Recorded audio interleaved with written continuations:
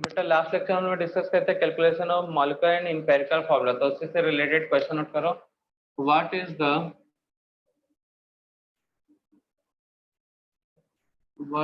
The molecular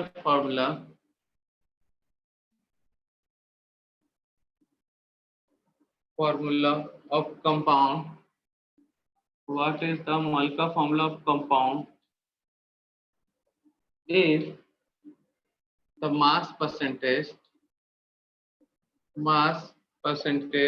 of carbon and hydrogen are 25% and 25% respectively, and vapor density is 16.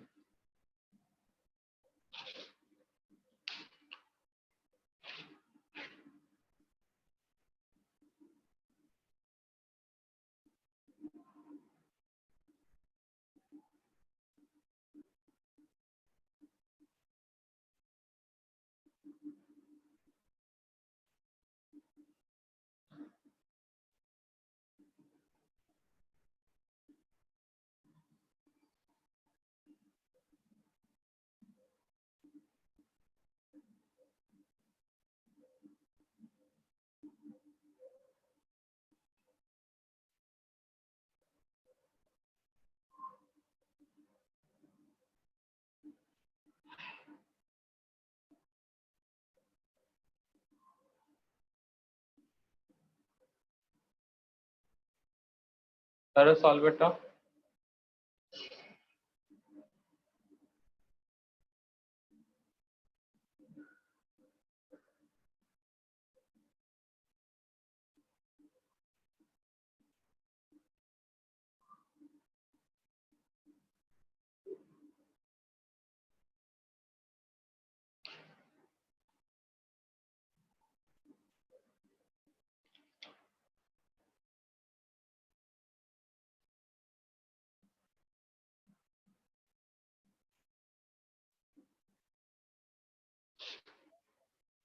Option B C2H8। Option B आया सबका first वाले में। Yes sir. Yes sir. सही जा रहे हो, ठीक है ना। इधर ऐसे पता है ये मॉलिक्यूल्स बन ही नहीं सकता, ठीक है ना।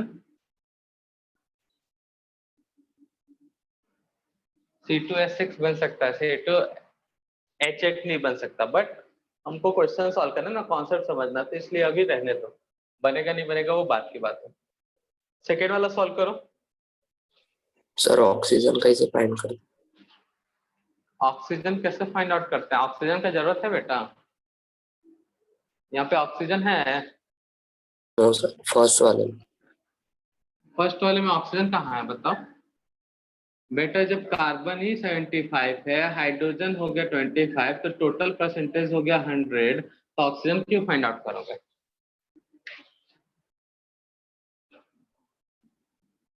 बोलो। वो तो आपको अंडरस्टूड होना कि उसमें ऑक्सीजन है या नहीं है। जब टोटल परसेंटेज 100 हो जा रहा है, मतलब उसमें ऑक्सीजन है ही नहीं। अब फॉर्मूले में कहीं ऑक्सीजन यूज हुआ है बेटा? No sir. तो फिर ऑक्सीजन काहे फाइंड आउट करोगे?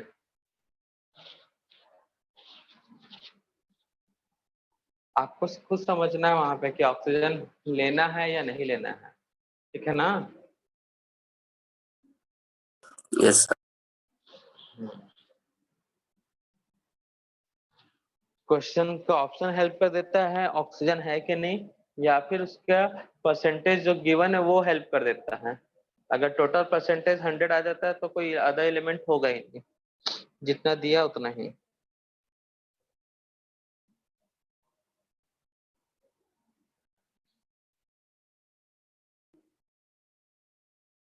एटी वाला भी सिंपल सा कैलकुलेशन है बेटा, फटाक से सॉल्व करना चाहिए। सॉरी 80 बोलता है, सेकेंड वाला।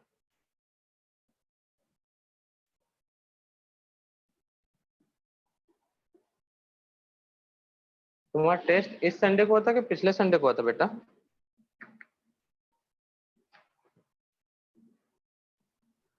हेलो सर पिछले संडे को। 13. मतलब अभी जो 13 को, मतलब नेक्स्ट संडे टेस्ट है तुम्हारा? मतलब ये जो इस वीक का जो संडे उसमें टेस्ट पड़ेगा ना फिर आप लोगों का? अगर टेस्ट हुआ ना तो अभी भी टॉपिक यही रहेगा, मोल का पूरा some basic concept of chemistry, ठीक है ना? टेस्ट चैप्टर कौन सा रहेगा बेटा? Some basic concept of chemistry. Clear है बेटा?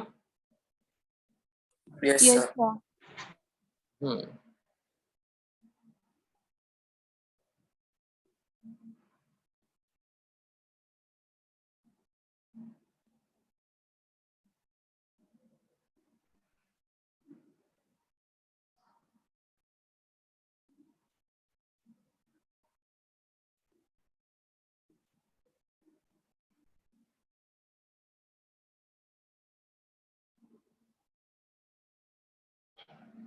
सेकंड का आंसर आ गया बेटा?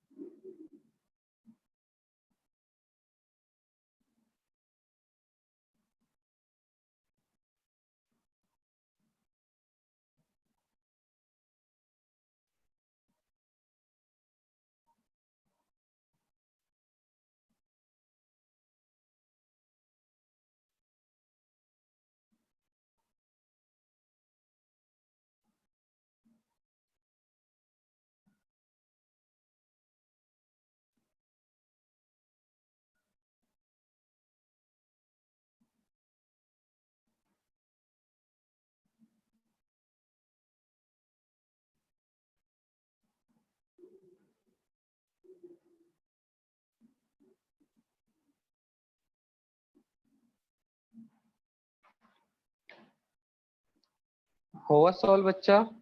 Yes, sir. क्या है answer? Option A, AB. Maybe. हाँ, ए आएगा सेकंड में, करेक्ट होगा ए आंसर। चलो चेक करो। तो यहाँ पे सबसे पहले एलिमेंट का कॉलम, ठीक है ना? कौन कौन से एलिमेंट है बेटा? Carbon and hydrogen. Atomic mass m का कॉलम क्या है? मास 12, 1।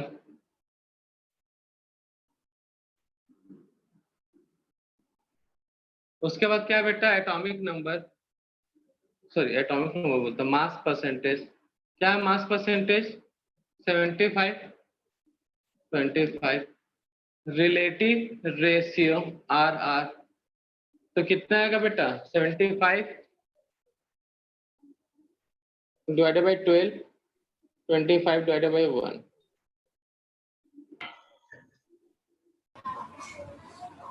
6.25 पे आया था। Yes, sir. Simplest Yes, ratio sir.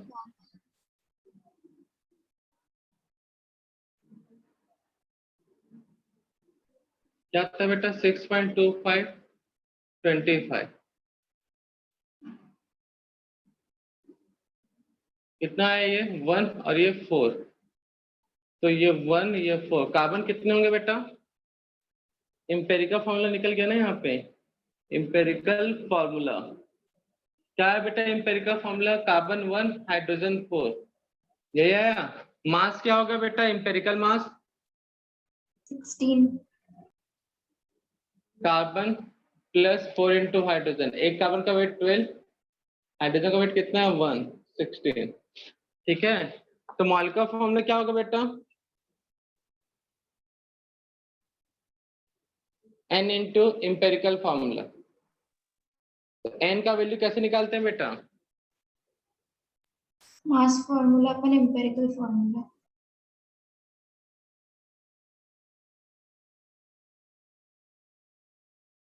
हाँ, mass molecular mass divided by empirical mass, ठीक है ना. तो मॉलिक्यूलर मास कितना है बेटा, वेपर डेंसिटी का डबल 32 और ये 16 तो 2.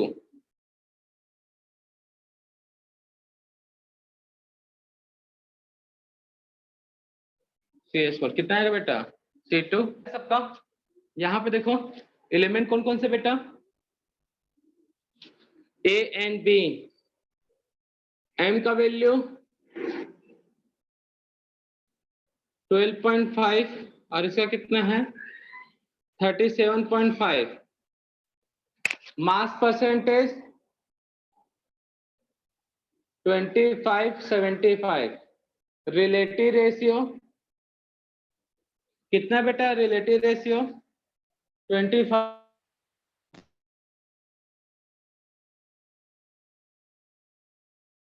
Divide by 12.5. तो यहाँ पे कितना का था, सॉरी उल्टा कर दिया, 75 डिवाइडेड बाय 37.5 कितना आएगा, यहाँ पे भी 2. लिस्ट रेशियो क्या होगा बेटा, सिंपलेस्ट रेशियो या लिस्ट रेशियो भी बोल सकते हो, दोनों एक ही है, ठीक है ना. सिंपलेस्ट रेशियो को लिस्ट रेशियो भी कह सकते हो, कंफ्यूज मत हो जाना. तो कितना आएगा बेटा 2 2, दोनों में सबसे छोटा डिजिट 2 है तो 2 से डिवाइड, ये 1 1.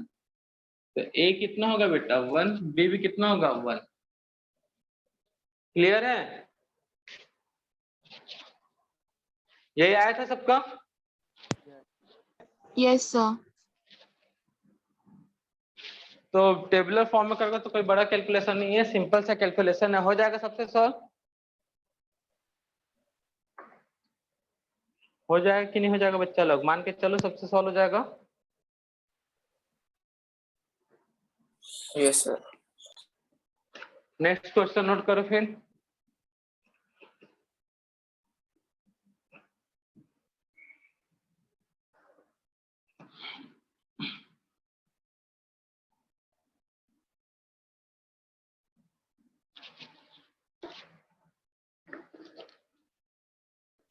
The vapor density of gas of A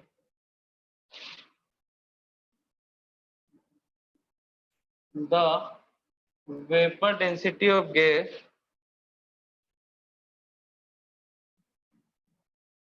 the vapor density of gas of A is 4 times the vapor density of gas is 4 times that of B.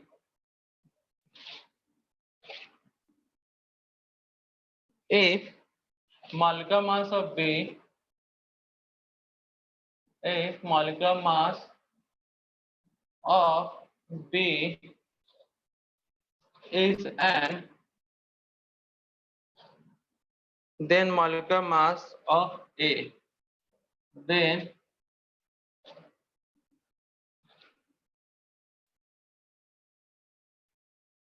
molecular mass of A is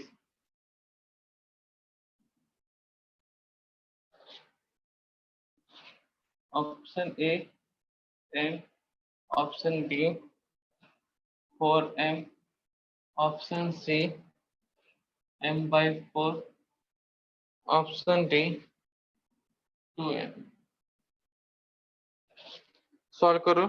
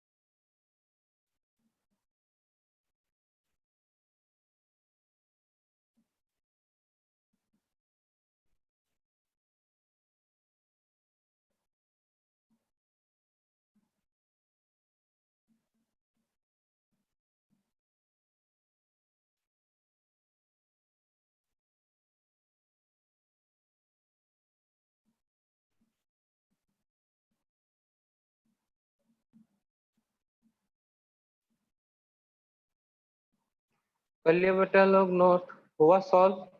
Yes, sir. Yes, कौन sir. सा answer है? B. B. Option B. B. Fourth बोल रहे हो ना? D B. Fourth option बोल रहे हो ना? 4M. B second? 4M. 4M. B. 4M। पक्का? Yes sir. Yes, sir. देख, पक्का 4M आएगा। देख लेते हैं, सबका आ रहा है तो वही सही होगा बेटा, नहीं तो डी भी देख चेक कर लो थोड़ा सा, कैलकुलेशन का मिस्टेक तो नहीं है, क्योंकि जिस बुक से दिए हैं उसमें फोर्थ आंसर बोल रहा है। फिर भी चेक कर लेते हैं, जब फोर्थ आ रहा है सबका तो सही मतलब 4M आ रहा है तो सबका वही होगा फिर। चलो देखते हैं।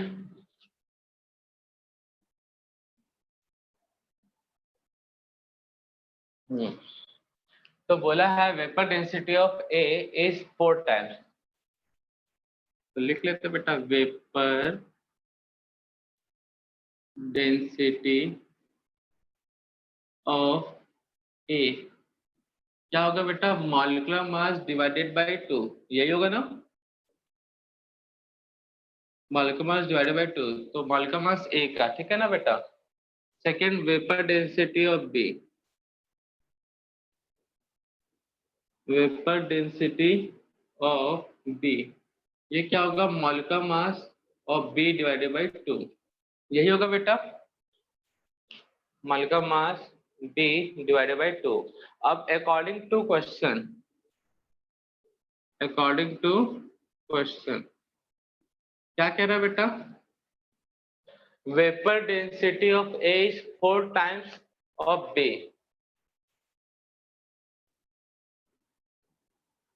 Vapour density of A is equal to 4 times vapour density of B, यही बोल रहे बेटा। ए का वेपर डेंसिटी कितना है? ma/2, बी का वेपर डेंसिटी कितना बेटा? mb/2। क्लियर है? यहां तक किसी को कोई तकलीफ? Vapour density of A is 4 times of vapour density of B. अब बोल रहा है मॉलिक्यूलर मास बी का कितना है?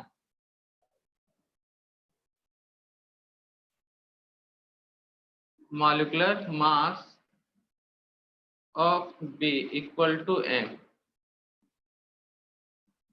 Date means mb equal to क्या लेना बेटा आपको? m।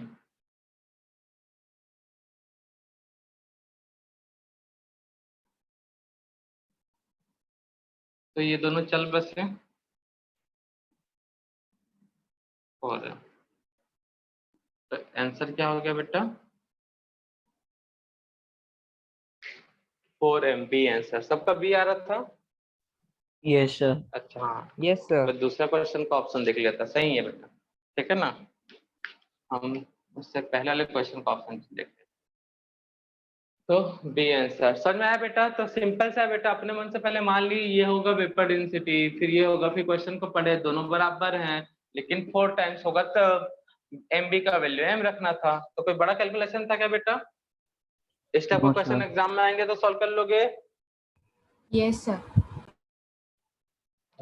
ठीक है, चलो और एक क्वेश्चन देखते हैं, कुछ करवाते हैं बेटा।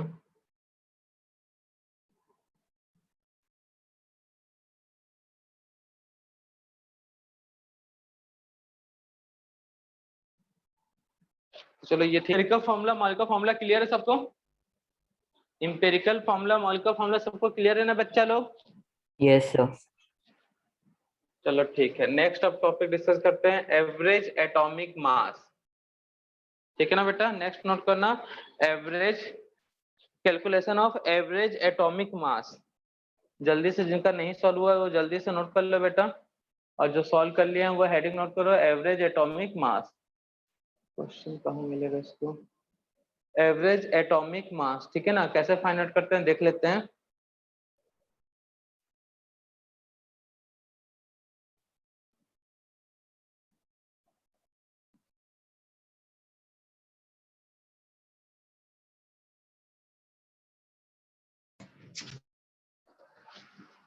Average atomic mass AAM,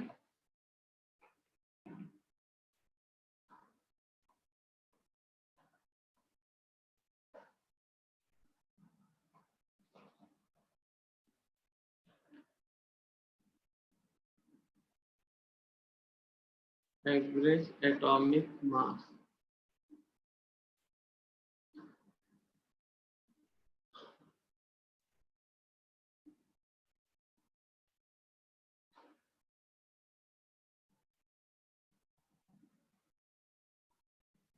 AAM जो होता है atomic mass of an element divided by 1/12 into mass of C12 carbon. ठीक है, इस फॉर्मूला का यूज बिल्कुल नहीं होगा। एम का दूसरा फॉर्मूला ये आइसोटोप परसेंटेज के थ्रू होता है, ठीक है ना। तो isotope percentage, mass of isotope, summation of isotope percentage, summation of isotope percentage into mass of isotope, atomic mass of isotope divided by 100। तो इससे निकल जाएगा एवरेज एटॉमिक मास। तो जैसे हम लोग को कार्बन कितने बेटा, कार्बन 12 है, कार्बन 13 है, कार्बन 14 है, ठीक है ना बेटा। इनका अपना एनवायरमेंट में सबसे ज्यादा कौन सा मिलेगा, कार्बन 12। इसका कुछ अलग परसेंटेज होगा, इसका कुछ अलग परसेंटेज होगा, ठीक है ना बेटा। तो हम लोग क्या करते हैं, कार्बन 12 लेते हैं तो 12 मास ले लेते हैं। लेकिन अगर मुझे कार्बन 12, 13, 14 इनका एवरेज एटॉमिक मास चाहिए तो मुझे ये फॉर्मूला यूज करना पड़ेगा, ठीक है ना बेटा। एवरेज कैसे निकालते थे बेटा बचपन में, जितने भी डाटा है उनको plus divided by number of data, वही करते थे कि नहीं। Yes, sir. यहाँ पे आप देखना है हमको, अगर मैं 12 का, यहाँ पे मेरे पास कार्बन 12 है, इसका इंडिविजुअल देखूं तो 12 ग्राम लूंगा। कार्बन 13 है तो इसका इंडिविजुअल देखूं तो 13 ग्राम लूंगा। कार्बन 14 है तो इसका लूंगा मैं 14, ठीक है ना। लेकिन अब हमको क्या करना है, इनका एवरेज मास चाहिए तीनों कार्बन का। तो हम लोग बचपन के हिसाब से तो 12 + 13 + 14 यही करेंगे, डिवाइडेड बाई 3 करेंगे। बट यहाँ पे इनका कुछ एनवायरमेंट में ये सभी 100% नहीं होते, कुछ 90% होगा तो कुछ 7% होंगे, ऐसा कुछ होगा बेटा। तो इसके हिसाब से 7% नहीं, उससे भी कम 1%, 2%, तो उसके हिसाब से ये वाला फॉर्मूला यूज करते हैं, ठीक है ना बेटा। ये नहीं कि इन तीनों को प्लस किया डिवाइडेड बाय 3 कर दिए, ये रॉन्ग हो जाएगा, ठीक है ना बेटा। ये तब होता है जब इनका इक्वल अमाउंट इन्वायरमेंट में हो तब। अब यहाँ पे इक्वल अमाउंट नहीं है, इक्वल अमाउंट मतलब equal percentage.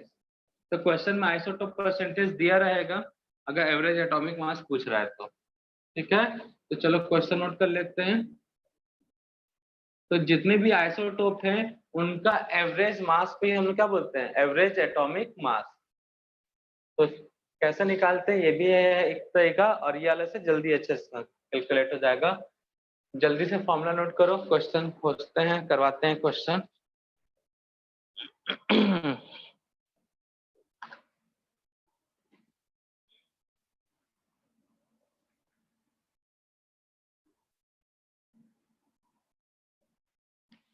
Average atomic mass कहाँ है, एवरेज एटॉमिक मास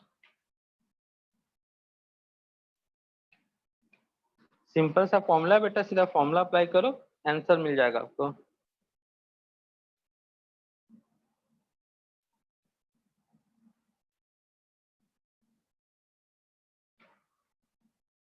मॉड्यूल मिला रहता तो उसमें तुमको डायरेक्ट क्वेश्चन मिल गया रहता।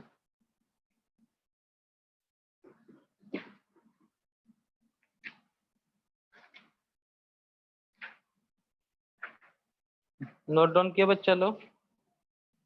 हाँ सर। एक क्वेश्चन सर्च, 2 मिनट बस क्वेश्चन सर्च कर लेते हैं,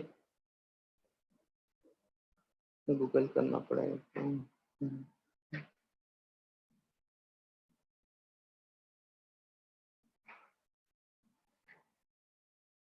बेटा फॉर्म क्वेश्चन अभी हमको दिख नहीं रहा है। क्वेश्चन को what is the average atomic mass, what is the average atomic mass of element X What is the average atomic mass of element X?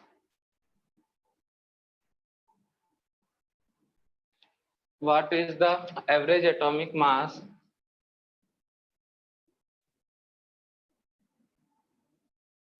What is the average atomic mass of element X if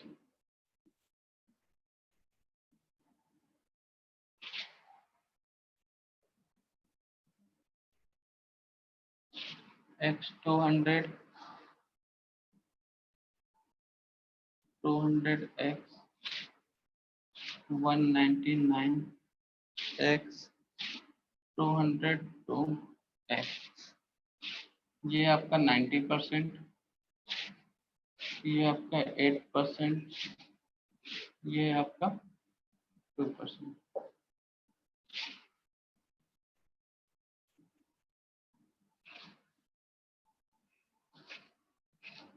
(201 mu B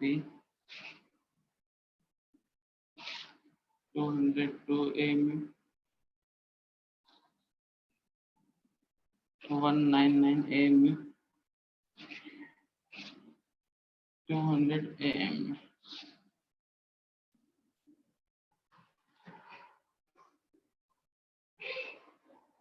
ठीक है ना। तो ये element X है जिनके 3 isotopes बने हुए हैं।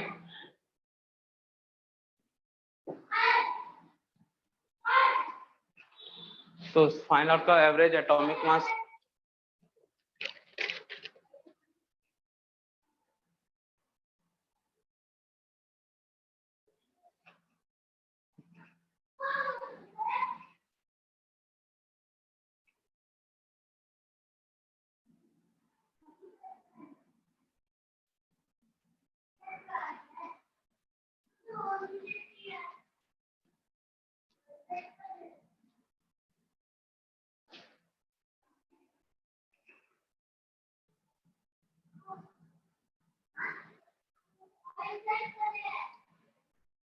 आए बच्चा लोग?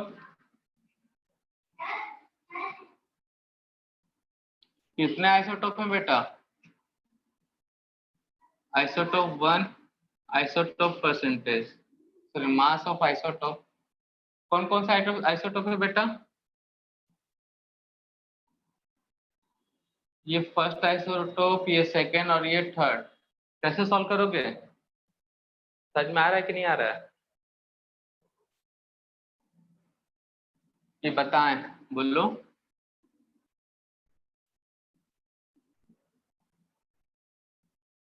Isotope in percentage into atomic mass. जैसे नहीं बन रहा इधर देख लो बेटा, हिंट थोड़ा सा दे देते हैं। एटॉमिक मास तो कितने आइसोटोप है बेटा? 3। फर्स्ट आइसोटोप का परसेंटेज कितना है? 90। एटॉमिक मास कितना है? 200 प्लस सेकेंड आइसोटोप का कितना बेटा? 8। मास 199 प्लस कितना परसेंटेज है? 2। वेट कितना है? 202। और टोटल कितना आएगा बेटा? ये परसेंटेज 100 आएगा ना, इसलिए डिवाइडेड बाय क्या किया है? 100। सॉल्व कर लो, कितना आएगा? Option C 199 M. 199.96 आएगा इक्वल टू 200। ठीक है ना बेटा? Almost similar to 200। ठीक है।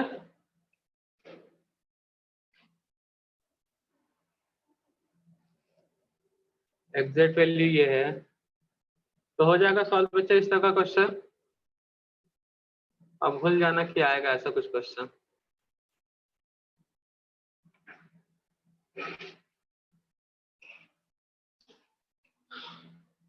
क्लियर है बच्चा लोग? हाँ सर। Yes sir. नोट को concept of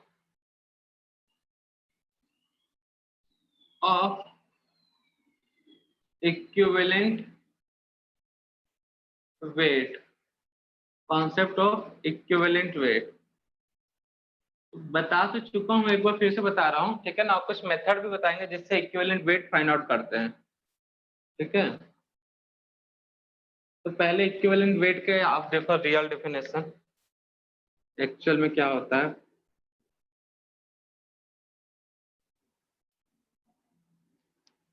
weight heading note का concept of equivalent weight, heading note का concept of equivalent weight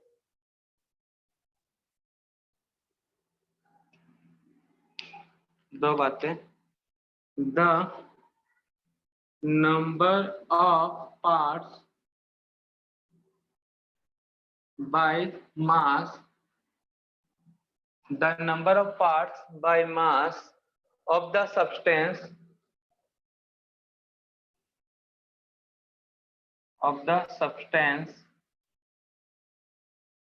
which is displaced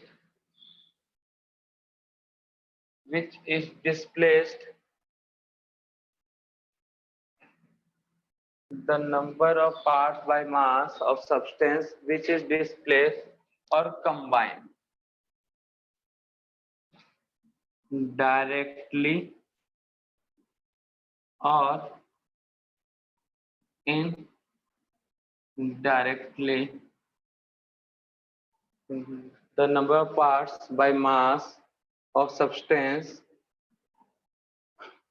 which displace or combine directly or indirectly mass या फिर 1.008 parts of hydrogen, oxygen का तो 8 parts of oxygen, इनका 35.5 parts of chlorine atom. Note कर लो बेटा, parts by mass सब में है ना, बाय मास ये term, by mass of hydrogen, 8 part by mass of oxygen, 35.5 parts of chlorine atom.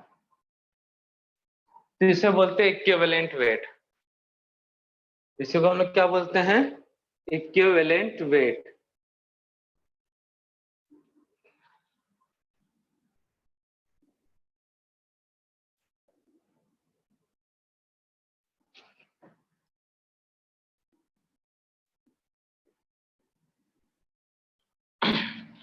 तो जो जो एलिमेंट यहाँ पे यूज हुए डेफिनेशन में, हाइड्रोजन, तो एक हाइड्रोजन मेथड है, सेकेंड मेथड है ऑक्साइड मेथड, थर्ड है हैलाइड मेथड जिससे इक्विवेलेंट में मास निकाल सकते हैं, ठीक है ना बेटा।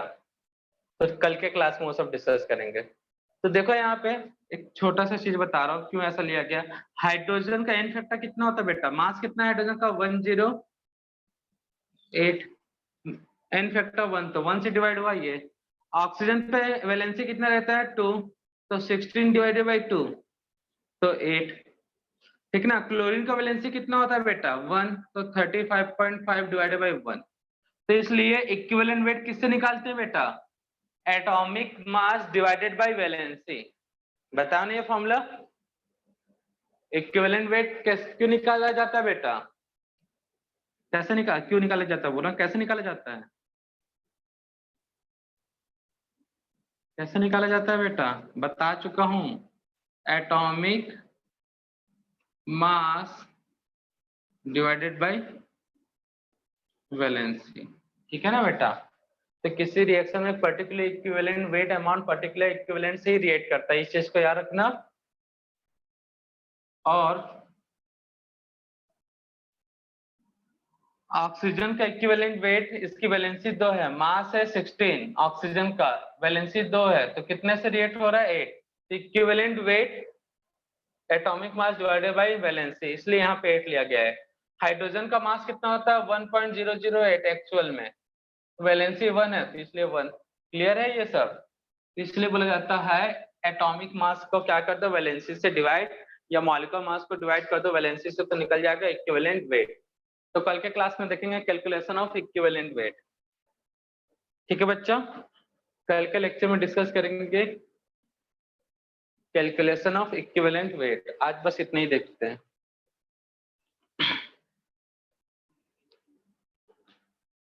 तो क्लियर है बेटा क्या होगा इक्विवेलेंट वेट? ये एक्चुअल डेफिनेशन इक्विवेलेंट वेट का, ठीक है ना? और इसी से बना है एटॉमिक मास को डिवाइड करते हैं वैलेंसी से। ठीक है बच्चा लोग? Yes, sir. Yes, sir. ठीक है बच्चा लोग, आज की सेवा करते हैं समाप्त। बाय सभी को।